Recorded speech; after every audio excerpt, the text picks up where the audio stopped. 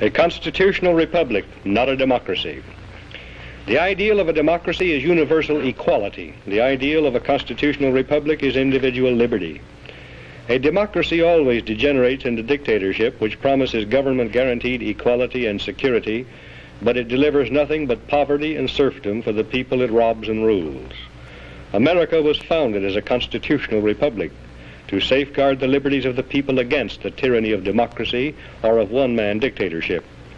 In this century, great strides have been made toward the goal of subverting our republic into a democracy. The foremost tactic of the subverters is subversion of language.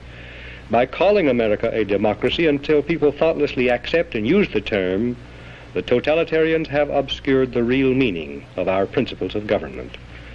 That is a summary of my report on a constitutional republic, not a democracy. The full report after a message from my sponsor.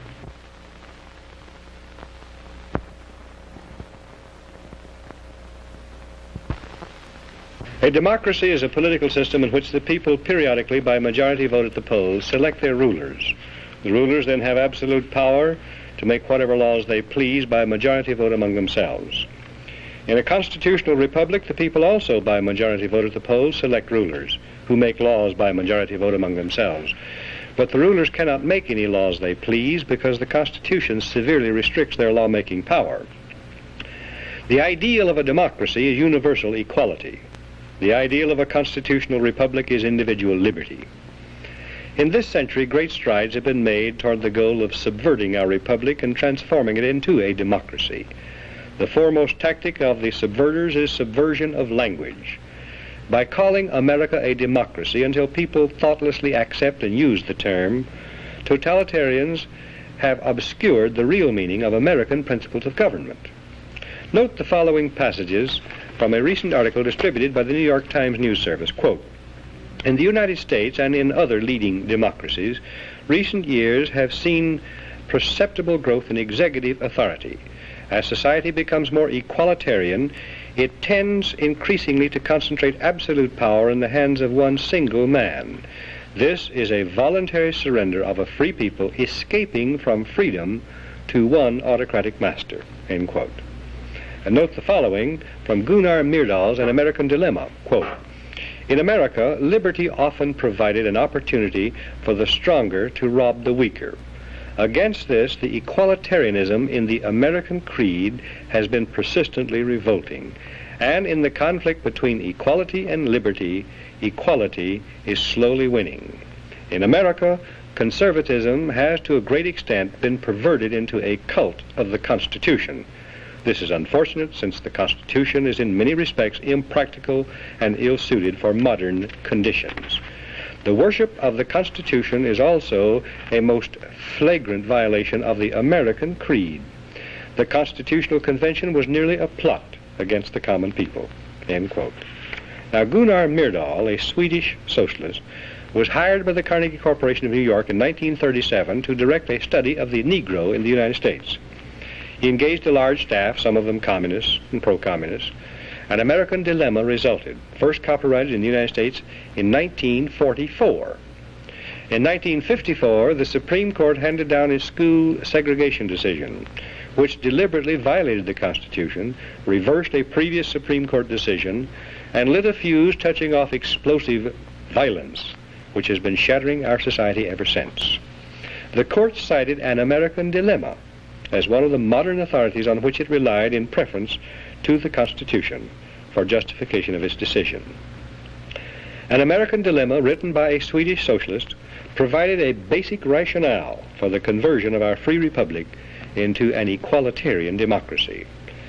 Myrdal contends that the American Declaration of Independence, 1776, proclaimed the ideal of an equalitarian democracy because it contains the phrase, "all men are created equal." 11 years later, the Constitution created not a democracy founded on the ideal of equality, but a republic founded on the ideal of liberty. This is why Myrdal says the Constitutional Convention was nearly a plot against the common people. But he and those who parrot his ideas are either ignorant or dishonest. The Constitution was ordained specifically to safeguard the principles of liberty proclaimed by the Declaration of Independence. The Declaration's phrase, "all men are created equal," means that men are equal before the law and before the Creator, regardless of their inequality in human society. The Declaration says that men are endowed with unalienable rights, and that the purpose of government is to secure these rights. The unalienable rights of man enumerated in the Declaration of Independence do not include equality, but they do include liberty, along with life and pursuit of happiness. Equality of all men in the eyes of God and before the law is a condition essential to freedom, but no other kind of equality is possible. Government efforts to achieve material equality will produce crushing tyranny, but will not make people equal. The writers of the Constitution were anxious to safeguard liberty against dictatorship, monarchy they called it, but their chief anxiety was to protect the country against democracy. Edmund Randolph, delegate to the Constitutional Convention from Virginia, said the general object of the convention was to provide a cure for the follies and fury of democracy. Elbridge Gerry and Roger Sherman, delegates from Massachusetts and Connecticut, urged the Constitutional Convention to create a system to eliminate the evils that flow from the excess of democracy. Alexander Hamilton, delegate from New York, said, "We are now forming a Republican government. Real liberty is not found in democracy. If we incline too much to democracy, we shall soon shoot into a monarchy."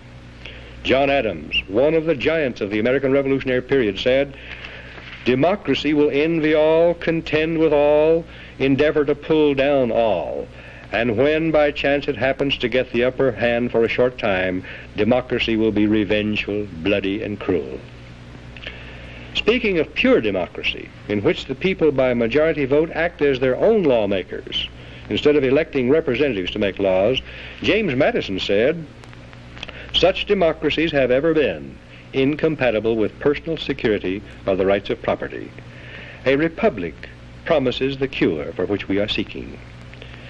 Madison, known as the father of the Constitution, knew and said that enlightened men will not always be at the helm of government to serve as proper guardians of the public weal. He knew that unlimited political power cannot safely be entrusted to the nation's elected representatives, to use as a majority of them see fit, because, he said, a majority of a group of men is far more likely to be tyrannical than one man is. In a democracy, if a majority should develop hatred for all blue-eyed babies and order them eliminated, the babies could be legally executed, because whatever a majority wants at any given moment is supreme law of the land in a democracy. How can liberty be safeguarded against the mindless, soulless tyranny of majority rule when government is founded on the principle of majority rule? Jefferson answered that one, "In questions of power, let no more be heard of confidence in man, but bind him down from mischief by the chains of the Constitution." In short, America was founded not as a democracy, but as a constitutional republic. We pledge allegiance to the republic for which our flag stands, not to a democracy. The Constitution requires a republican form of government for all states, but does not mention democracy, and neither does the Declaration of Independence or the Bill of Rights. The Constitution is a binding contract, enumerating limited powers which the federal government can legally exercise, prohibiting it from exercising any powers not granted in the contract. It denies federal officials the power to do whatever they claim to be necessary for the general welfare. Federal action not clearly authorized by the Constitution is illegal, even if approved by an overwhelming majority of the people, because all the elastic powers of government are left with the states. Ultimate power to change the organic structure of government was left with the people, but the means of making changes, amending the Constitution, were carefully prescribed to militate against hasty, unwise decisions by the people. As Benjamin Franklin left the State House in Philadelphia on the closing day of the Constitutional Convention, a woman asked him what kind of government the convention had given America, and Franklin replied, "A republic, if you can keep it." Very old and very wise, Franklin saw through the mists of time to the day when Americans might trade their freedom in a constitutional republic for the promise of government guaranteed equality and security in a democracy, and beyond that, to the day when democracy inevitably degenerates into dictatorship, guaranteeing nothing but poverty and serfdom for the people it robs and rules. The American constitutional system, unique in history, enabled Americans to develop a backward continent into the most magnificent nation of all time. The system was designed to prevent both tyranny by government and reckless rebellion by the people. We must restore it and keep it. And what can you do toward that end? Your job, you who care and understand, is to help educate others.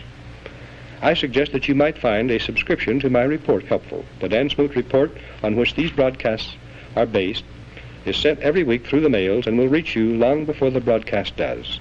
It contains documentation and details I cannot put on the broadcast. You can read it, make up your own mind, pass it on to others. I think it may be an effective tool for you to use to help educate and activate others. And only by this means can we restore our republic.